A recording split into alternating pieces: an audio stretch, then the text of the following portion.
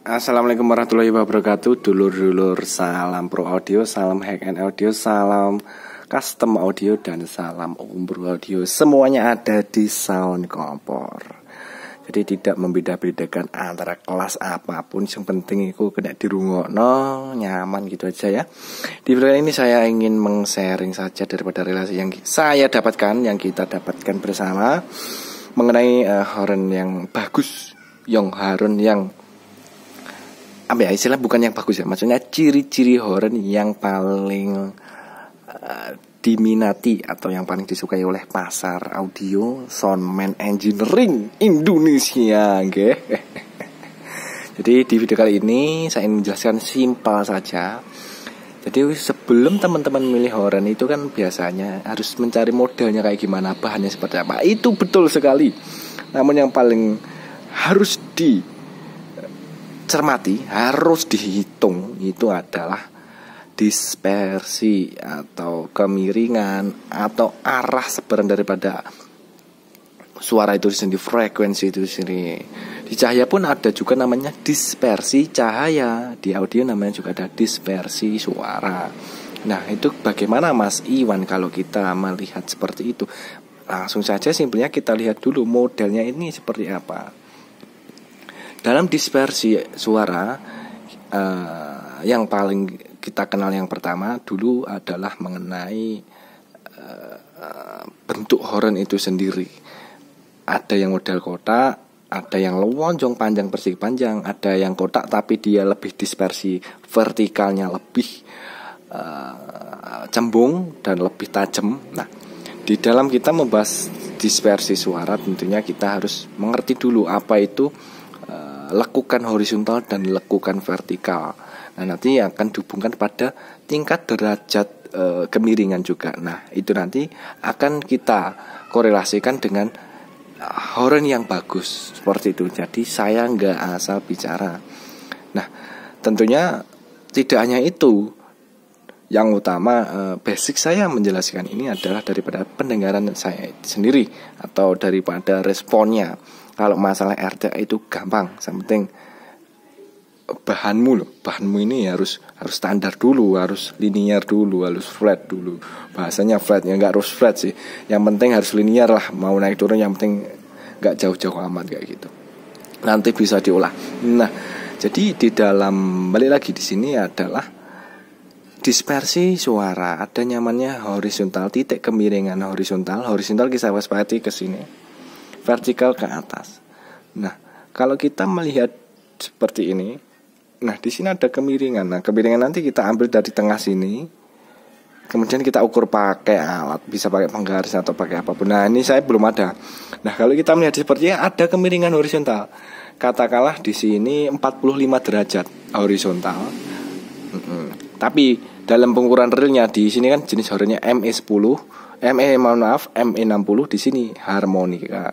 Nah, kalau keterangan originalnya kemiringan ini 60 derajat. Nah, 60 derajat ini diambil dari sini sampai dipotong ke bagian belakangnya sini.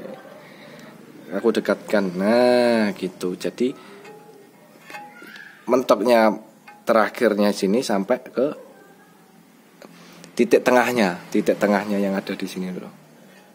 Bentar, nggak kelihatan kayak. Nah, di sini ada lekukan terakhir. Jadi lekukannya ada dua, bidang satu dalam, bidang dua horizontal, kayak gitu. Jadi horizontalnya ini adalah 60 derajat. 60 derajat kalau pengukuran dari pabriknya.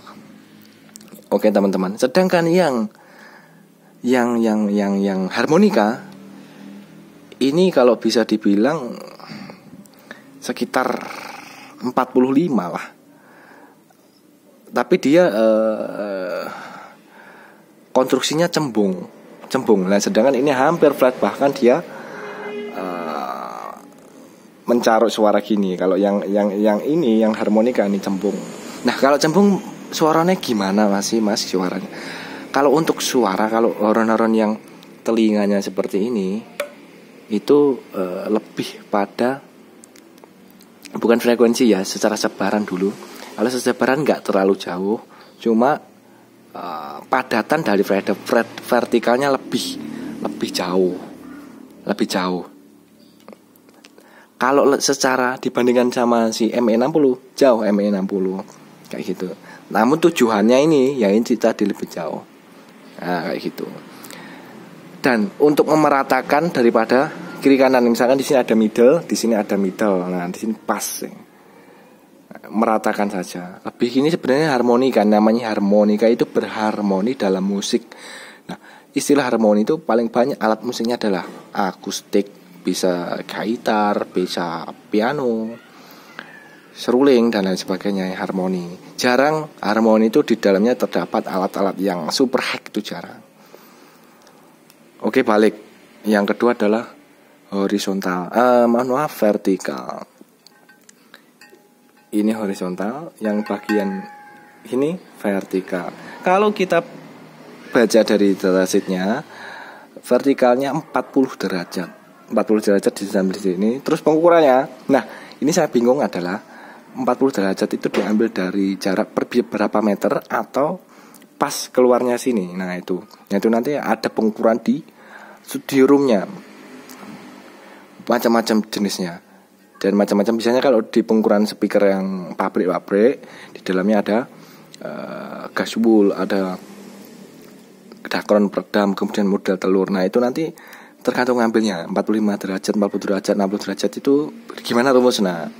Nah namun kalau secara kita pandang seperti ini, ya memang nggak ada 40 derajat sebenarnya, lebih ke arah lebih besar, malahan lebih besar itu. Namun dia enggak flat loh, maksudnya enggak. Kalau yang si harmonika lurus brus. Tapi kalau dilihat dari sini ada kemiringan. Terus balik lurus lagi. Kalau si ini, kalau bisa dikatakan ya 40 derajat sih kalau dilihat dari sini kerasa kemiringannya. Oke. Jadi harus diperhatikan mengenai itu. Kalau rumus saya, semakin dia vertikalnya semakin melebar, maka suaranya makin melebar juga. Namun tidak fokus. Terus lontarannya nggak jauh. Kayak gitu yang perlu diperhatikan. Nah, terus yang paling utama itu delok sih, dilihat dulu. Loh. Ini. Lubangnya ini. Bentar, kok nggak kelihatan, maaf. Nah, lubang yang ini lor, ini perlu diperhatikan. Ini lubangnya ini besar atau kecil, katakanlah 2 jari seperti ini. Kemudian yang paling utama jangan sampai ini yang membuat horn Anda itu larinya nggak jauh, membuat suara cisnya nggak jauh, itu adalah di dalam lubang-lubang ini dikasih sekat, katakan kayak harmonika kayak gini ya. Ini saya bukan menjelekkan harmonika, memang ada kelebihan dan kekurangan masing-masing. Kalau disekat seperti ini, itu suara nggak jauh, nggak fokus. Memang berharmonika, berakustik itu tadi, itu dia lebih spesial di situ, namun tembakannya nggak jauh. Terus treble-nya kurang, high-nya itu berkurang. Kalau saya suka seperti standar seperti ini dengan kemiringan sekitar seperti ini juga. Jadi horizontalnya ada 2 bidang. Kemudian untuk horizontal bagian terakhir ada 2. Loh mas, ada juga nggak sih yang misalkan yang horizontal di sini lekukannya seperti ini mas? Nah itu ada mas, model dulu ada mas bos kayak gitu.